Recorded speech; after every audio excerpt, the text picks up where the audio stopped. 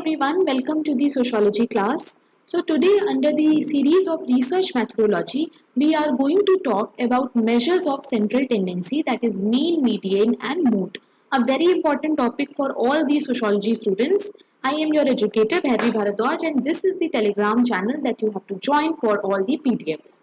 देखो इस यूनिट में से कोई भी न्यूमेरिकल क्वेश्चन नहीं आएगा. So as a sociology student आपका इन टॉपिक्स का थ्योरी बहुत ज़्यादा स्ट्रांग होना चाहिए, बट ऐसा नहीं है कि आपको क्वेश्चन आ जाएगा कि मीन निकालो, मीडियन निकालो या मोड निकालो, और आएगा भी तो बहुत ही ज़्यादा इजी क्वेश्चन आएगा. वो क्वेश्चंस मैं टेलीग्राम पे शेयर कर दूंगी, उन्हें आप देख लीजिएगा. ठीक है, तो let us start and understand some theoretical aspects of mean, median and mode. So before starting 2021 में जो CUET में क्वेश्चन आया था वो देख लो. पूछा था कि in a table with distribution of data the value represented by the greatest frequency is. Greatest frequency पूछा था. The correct answer was mode. Okay, so first of all we have to see कि measure of central tendency में हम पढ़ते क्या क्या है. सबसे पहली चीज जो हमें पढ़नी है वो है एवरेज. ठीक है, अब एवरेज निकालते कैसे हैं ये तो सबको पता है, बट एवरेज के बारे में थोड़ी सी थ्योरी है जो आपको पता होनी चाहिए. मैं फिर कह रही हूँ, एग्जाम में अभी जो CUET का एग्जाम होने वाला है, आपसे definition based, theory based question इस टॉपिक में से पूछे जाएंगे. एटलीस्ट 1 से 2 क्वेश्चन तो आ ही सकते हैं स्टैटिस्टिक्स से, बट क्वेश्चन सॉल्व करने के लिए नहीं आएगा, और अगर आएगा भी तो बहुत ईजी आएगा. कैसा आएगा, क्या आएगा, अभी हम लोग सारे टॉपिक्स को पढ़कर कवर करेंगे. ठीक है, one of the objectives of the analysis of data is to get one single value which can describe characteristics of entire mass data. मतलब हम analysis average और ये सब इसलिए करते हैं, मतलब हम एनालिसिस डेटा का ऐसे करते हैं कि जो हमारा मास डेटा है वो एक सिंगल वैल्यू में कन्वर्ट हो जाए, और जो भी उसकी इंपॉर्टेंट कैरेक्टरिस्टिक्स हैं वो हमें सिंगल वैल्यू से ही पता चल जाए. मतलब क्या है कि अगर आपका इतना बड़ा डेटा है तो आपको उसे इतना छोटा करके और इसको एनालाइज करना है, सो दैट इसकी जो इंपॉर्टेंट चीजें हैं इसकी वो आपको पता चल जाए.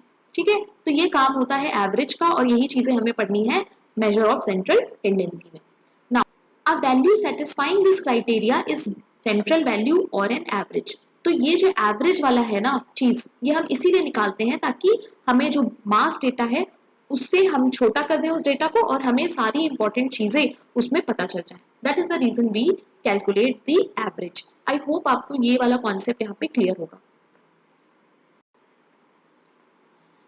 इन practice the word average is used with different meanings. देखो जब हम नॉर्मल लाइफ में एवरेज शब्द को यूज करते हैं तो उसके बहुत अलग अलग से मीनिंग होते हैं.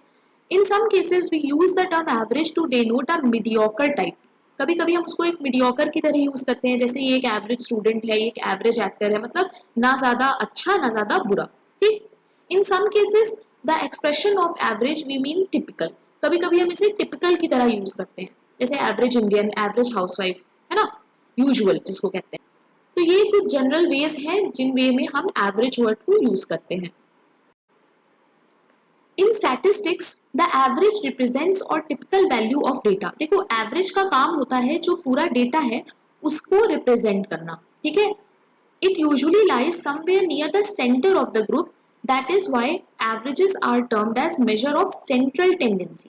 देखो हमारा जो डेटा होता है वो कहीं ना कहीं इस लाइन के, यानी जो सेंटर होता है पूरे डेटा का, उसके आसपास आ रहा होता है, इसीलिए हम इसे कहते हैं सेंट्रल टेंडेंसी. ठीक है, ये हमें पूरे डेटा की मेन कैरेक्टरिस्टिक्स बताता है.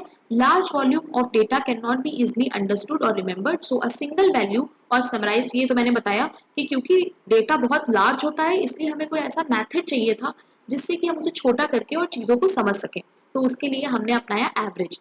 ओके, अब देखो यहाँ पर आता है मीन, मीडियन और मोड. इस लाइन के आसपास कैसे क्या वो भी हम लोग आगे पढ़ेंगे. सो यहाँ तक आपको एवरेज का मीनिंग क्लियर हो गया होगा. Now we will see some important conditions for a good average. ठीक है, पहला, it should be easy to understand and easy to calculate, यानी हम इसे इजीली कैलकुलेट कर सकें और ये हमें इजीली समझ में आए. It should be based on all observations, यानी जितनी भी ऑब्जर्वेशंस हमने ली हैं वो सारी ही इस पे बेस्ड होनी चाहिए। It should be capable of further algebraic treatment, यानी आगे जाके अगर हम उसे एल्जेब्रा के हिसाब से, you know what is algebra, अगर थोड़ा भी मैथ्स का आइडिया होगा तो आपको पता होगा एल्जेब्रा क्या होता है। तो एल्जेब्रिक ट्रीटमेंट्स भी हम उस डेटा के साथ कर पाए। It should not be affected by extreme values, very important. ऐसा होना चाहिए अच्छा एवरेज जो एक्सट्रीम वैल्यू से अफेक्ट ना हो, ठीक है। It should not be affected much by sampling fluctuation, यानी ज्यादा सैम्पलिंग अगर फ्लक्चुएट हो रही है तो भी अफेक्टेड नहीं होना चाहिए। अब अगर आपको नहीं पता सैम्पलिंग क्या होता है तो ये अच्छी बात नहीं है, क्योंकि सैम्पलिंग बहुत इंपॉर्टेंट टॉपिक है, बट मैं यहाँ पे सैम्पलिंग को अच्छी तरह से नहीं बता सकती हूँ। तो आप कमेंट में मुझे बताइएगा कि क्या मुझे सैम्पलिंग पढ़ाना चाहिए before your exam. So let me know in the comment section, okay. अब यहाँ पर एक फॉर्मूला है जो आपको याद रखना है एवरेज का, that is sum of the terms upon number of the terms, ठीक है। अब ऐसा नहीं है कि सिर्फ थ्योरी, हो सकता है आपको एक बहुत ही इजी सा वो न्यूमेरिकल भी दे दे, तो इट्स बेटर कि आपको एटलीस्ट इजी वाले बेसिक वाले जो पूछे जा सकते हैं वो आपको पता हो। जैसे अब एवरेज निकालने के लिए क्वेश्चन आ सकता है, तो एवरेज आप कैसे निकालोगे, ठीक है। लेट्स से 2 + 2, कुछ भी नंबर हो सकता है, मैं सिर्फ एक एग्जाम्पल के लिए आपको समझा रही हूँ, ठीक है। अब यहाँ पे 5 × 2 है, इसका मुझे अगर एवरेज निकालना है तो मैं इसे 5 से डिवाइड करूंगी। 5 से डिवाइड क्यों करूंगी, क्योंकि जब आप इसे काउंट करोगे तो नंबर ऑफ टर्म्स कितना आ रहा है 5, ओके। तो ये कितना हो जाएगा 10/5, यानी कि 5 × 2 = 10, तो आपका आंसर हो जाएगा 2 इज योर एवरेज। अब देखो मैंने अभी आपको बताया ना कि जो बड़ा डेटा होता है, हमारा एवरेज जो आता है वो रिप्रेजेंट कर रहा होता है उस बड़े डेटा को। अब देखो आंसर मेरा आया है एवरेज निकाल के 2, और यहाँ पर सब में कॉमन क्या है 2, तो आपको ये चीज अब क्लियर हो गई होगी। कोई भी डाउट अगर फिर भी है तो आप मुझसे कमेंट में पूछ सकते हैं।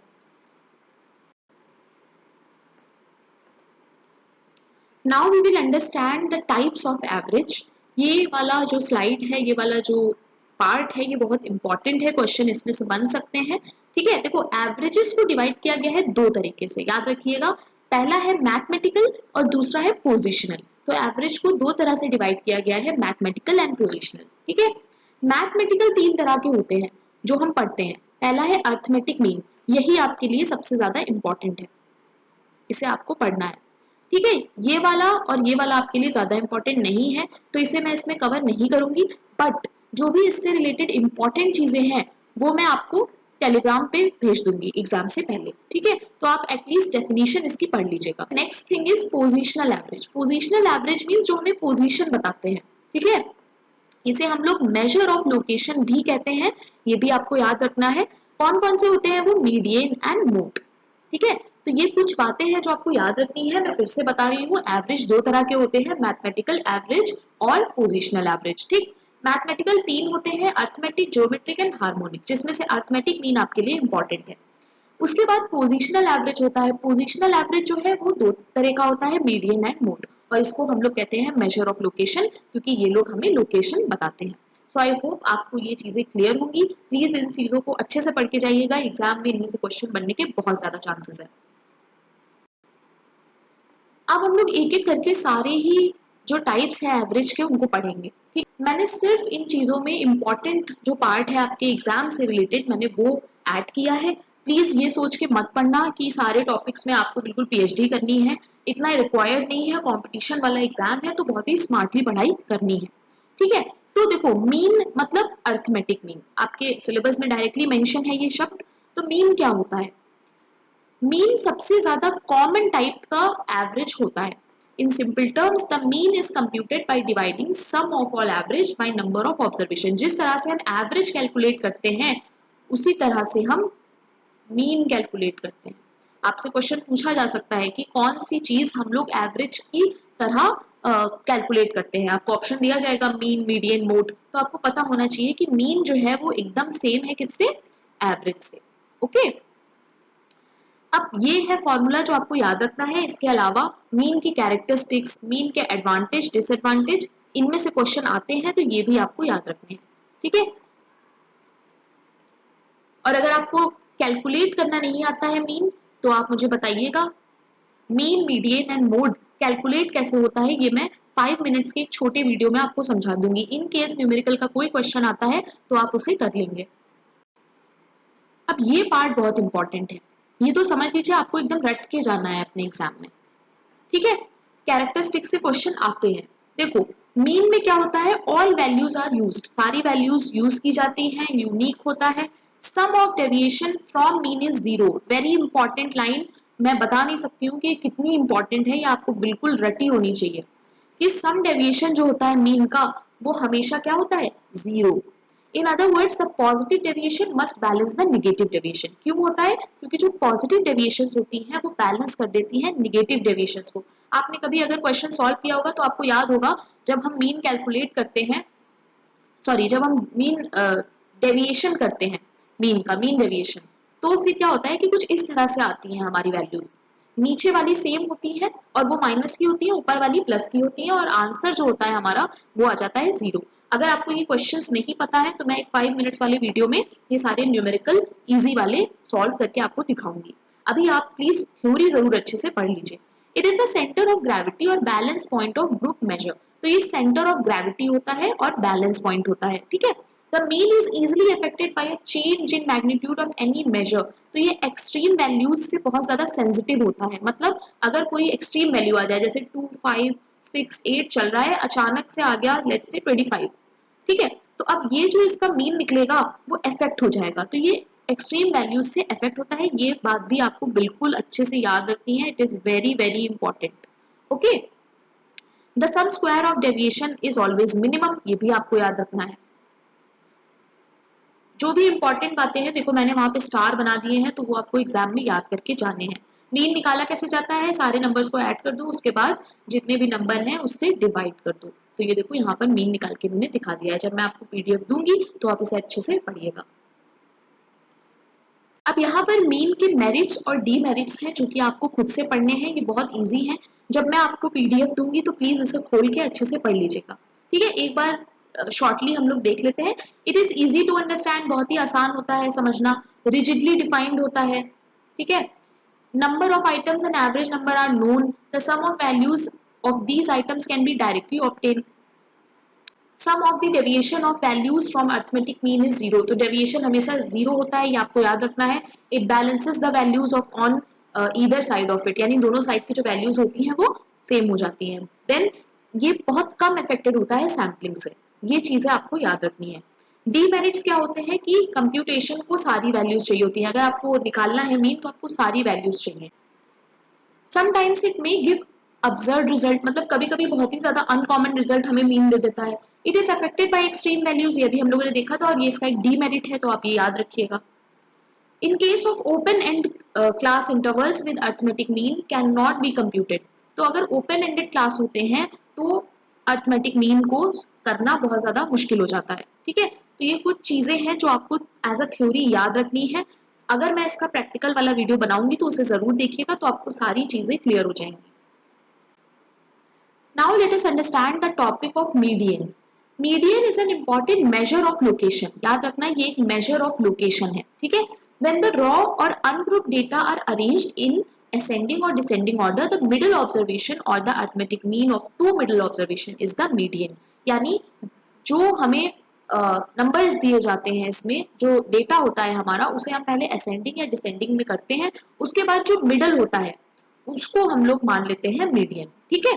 Median is that value of variable which divides series in such a manner that the number of items below it is equal to the number of items above it. तो याद रखना कि इधर जो नंबर होंगे और यहाँ पे मीडियन है और इधर जो नंबर होंगे वो दोनों क्या होंगे, इक्वल होंगे। तो ये लाइन इंपॉर्टेंट है, इसे आप जरूर याद कर लीजिएगा, ठीक है। और मेजर ऑफ लोकेशन कहते हैं, ये पार्ट भी इंपॉर्टेंट है। देखो एग्जाम बहुत पास है तो ये बहुत जरूरी है कि सारी इंपॉर्टेंट फैक्चुअल चीजें आपके एकदम टिप पे होनी चाहिए, आपको याद होनी चाहिए। एमए का एंट्रेंस है, क्वेश्चन बहुत ज्यादा टफ नहीं आएगा, नेट के लेवल का नहीं आएगा, एवरेज क्वेश्चंस होते हैं। कोई भी अगर अच्छे से चीजों को पढ़ेगा, फैक्चुअली चीजें पता होंगी तो वो कर लेगा, ठीक है। Half the total number of observation lie below median and half above it, ये बहुत इंपॉर्टेंट है। इस तरह के लाइन, इस तरह के वर्ड्स वाले क्वेश्चंस आते हैं, ठीक है। ये तो याद ही कर लो कि बेलो एंड अबव, ओके। अब देखो यहाँ पे दिया हुआ है, ये एक सेट दिया हुआ था हमें जिसको इन्होंने असेंडिंग में पहले कर लिया, उसके बाद मीडियन निकाल लिया, तो मीडियन यहाँ पे आया है 6। अब यहाँ पे क्या है, यहाँ पे एक नंबर ज्यादा था, देखो यहाँ पे क्या था 1 2 3 4 5 6 7 थे, तो 7 में से 3 इधर चले गए और 3 इधर चले गए, तो बीच वाला हमारा हो गया मीडियन। अब यहाँ पे क्या है, यहाँ पे 2 नंबर आ रहे हैं बीच में, तो क्या करेंगे हम, प्लस करेंगे और 2 से डिवाइड कर लेंगे, ठीक है। तो ये 2 मेथड होते हैं जो मीडियन निकालने के होते हैं, तो इसे आप याद रखिएगा। Now we are going to see what are the characteristics of median, a very important thing that you should learn, क्योंकि एग्जाम में इससे क्वेश्चन आएंगे। It is easily understood, बहुत easy होता है, simple होता है। It is not affected by extreme values, very very important point, जैसे कि हम लोगों ने मीन के बारे में देखा था कि वो इफेक्ट होता है एक्सट्रीम वैल्यूज से, मीडियन इफेक्ट नहीं होता है, ठीक है। It is a value which exists in data in many cases when the distribution of the data is not symmetrical. Median is an appropriate average. तो आप याद रखिएगा, अगर डेटा सिमेट्रिकल नहीं है, सेम नहीं है, एक जैसा नहीं है, तो मीडियन जो है वो एक एप्रोप्रिएट एवरेज की तरह काम करने लगता है। Median can be located graphically, ये भी याद रखना कि मीडियन को हम लोग ग्राफिकली दिखा सकते हैं, किसकी मदद से, ओजिब्स की मदद से, ठीक है। Then the sum of the absolute deviations of the values from the median is minimum. तो ये याद रखना, जो डेविएशन होता है मीडियन का वो मिनिमम होता है, जो सम आता है वो, ठीक है। तो ये वाला भी पॉइंट जो है वो इम्पोर्टेंट है। If some extreme values are not known and total number of observation is known, median can be obtained. तो अगर कुछ एक्सट्रीम वैल्यूज नहीं पता है, टोटल नंबर ऑफ ऑब्जर्वेशन पता है, तो भी हम मीडियन को निकाल सकते हैं, ठीक है। नाउ मीडियन को निकालने का तरीका, put the number from smallest to largest, then the number in the middle is the median. तो याद रखना, जो नंबर मिडल में होगा वो हमारा हो जाएगा median. If there are 2 middle numbers then add and divide by 2, ये भी हम लोगों ने लास्ट टाइम देखा था। सो आई होप यहाँ पे आपको चीजें क्लियर होंगी। अब यहाँ पे अगेन मैंने मेरिट्स और डीमेरिट्स अलग अलग करके दे दिए हैं मीडियन के, क्योंकि क्वेश्चन इसमें से आ सकता है। देखो मेरिट्स क्या है कि एक पोजिशनल एवरेज है, एक्सट्रीम वैल्यू से ज्यादा इफेक्ट नहीं होता है, मीडियन इजी होता है करने में, ठीक है। We can find median even when our data set is qualitative, तो क्वालिटेटिव में भी मीडियन होता है, तो ये चीज आपको याद रखनी है, ठीक है। जैसे कि beauty average, intelligence average, okay. Median can be located visually, अभी हम लोगों ने देखा कि हम लोग इसे विजुअली भी देख सकते हैं। अब डीमेरिट्स क्या है, डीमेरिट्स है कि the data must be arrange in order to find the median, data जो है वो एक अरेंजमेंट में होना चाहिए, अगर वो अरेंज नहीं हो पाएगा, बहुत लार्ज है तो फिर टाइम कंज्यूमिंग होगा, उसे हमें असेंडिंग या डिसेंडिंग में करने में टाइम लगेगा। The values of the median is affected more by sampling, तो जो वैल्यू होती है मीडियन की वो सैम्पलिंग वेरिएशन से बहुत ज्यादा इफेक्ट होती है, ये चीज आपको एकदम याद करनी है। Median is comparatively less stable, median come stable होता है एज कंपेयर टू मीन, ये भी आपको याद रखना है, question can be asked. Median is not suitable for further mathematical treatment, mathematical treatment के लिए जैसे मीन जो था वो सुटेबल था, हमारा मीडियन सुटेबल नहीं है, this is also important, okay. तो मैंने जहां जहां पे भी स्टार बनाया है, जो जो मैं टिक करती हूँ, प्लीज उसे अच्छे से पढ़ के जाइएगा एग्जाम में, क्योंकि क्वेश्चन यहाँ से बन सकते हैं। Now last thing that we are going to study is mode. देखो, the mode is that value of variable which occurs or repeats itself greatest number of time. अभी देखो तुम्हारा जो CUET में क्वेश्चन आया था उसमें था ना greatest frequency, frequency मतलब क्या होता है, जो frequently आ रहा हो, okay? The mode is the most fashionable size in the sense that it is most common. Mode बहुत common है, यहाँ पे एक zigzag हैं जिन्होंने अपनी definition भी दी है कि आपको पता होनी चाहिए। The value occurring most frequently in a series, किसी सीरीज में अगर कोई चीज बहुत बार बार आ रही है तो वो हो जाएगा हमारा मोड, ठीक है। ग्राफिकली अगर बात करें तो it is the value on X axis corresponding to the peak of the frequency. तो याद रखना, मीड, मीडियन और मोड की अगर बात करें तो ये जो मोड होता है ये सबसे ज्यादा पीक पे होता है ग्राफिकली, ठीक है। ये ग्राफ याद रखना, एग्जाम में क्वेश्चन अगर आएगा कौन होता है जो ग्राफिकली एक्स एक्सिस पे सबसे ज्यादा पीक पे होता है, तो आंसर आएगा मोड, ओके। अब मोड की भी कैरेक्टरिस्टिक्स हैं जो आपके लिए इंपॉर्टेंट है और आपको याद रखनी है। Similar to median, the mode is not affected by extreme value, तो एक्सट्रीम वैल्यू से सिर्फ और सिर्फ मीन जो है वो इफेक्ट होता है, ना ही मीडियन ना ही मोड, ठीक है। It's value can be obtained in open ended distribution without ascertaining the class limit, तो ये आपको याद रखना है कि इसकी जो वैल्यू होती है वो ओपन एंडेड डिस्ट्रीब्यूशन में भी कर लेती है काम, ठीक है। It can be easily use to describe qualitative phenomena. ये याद रखना कि मीडियन और मोड दोनों ही क्वालिटेटिव फिनोमिना में यूज हो सकते हैं। If most people prefer a certain brand of tea then this will become the modal point. अगर कोई ब्रांड है टी का जिसको लोग ज्यादा प्रेफर करते हैं तो वो एक मॉडल पॉइंट बन जाएगा। क्यों? क्योंकि वो बहुत ज्यादा फ्रीक्वेंट है ना। Mode is easy to calculate understand, बहुत आसान होता है, बहुत जल्दी समझ में आ जाता है। It can be located simply by observation and inspection. हमें इसमें ज्यादा कैलकुलेशन तो करना नहीं होता है। Okay, now special cases, no mode if all number occur the same amount of times. याद रखना ये, ठीक है। More than one mode if more than one number is the most frequent. तो एक से ज्यादा मोड भी हो सकते हैं, ये पॉइंट भी बहुत ज्यादा इंपॉर्टेंट है।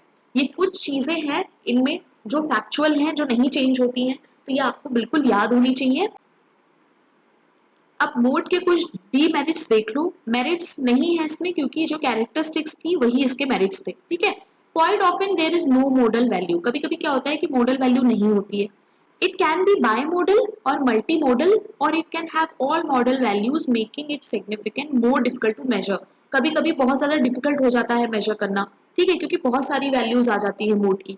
If there is more than one model value the data is difficult to interpret। अगर एक से ज्यादा वैल्यू आ रही है मॉडल वैल्यू तो फिर बहुत मुश्किल हो जाता है चीजों को कैलकुलेट करना, मैनेज करना, ठीक है। A mode is not suitable for algebraic manipulation। Important है, एल्जेब्रा की चीजों में आप मोड का यूज नहीं कर सकते, ठीक। Since the mode is the value of maximum frequency in the data set, it cannot be rigidly defined if such frequency occurs at beginning or at the end of distribution। तो कब होती है वो frequency ये बताना बहुत मुश्किल है। It does not include all observations in the data set and hence less reliable। तो ये याद रखना, मोड जो होता है वो less reliable होता है, और ये चीज अभी हम लोगों ने ऑलरेडी पढ़ ली, ये इंपॉर्टेंट है।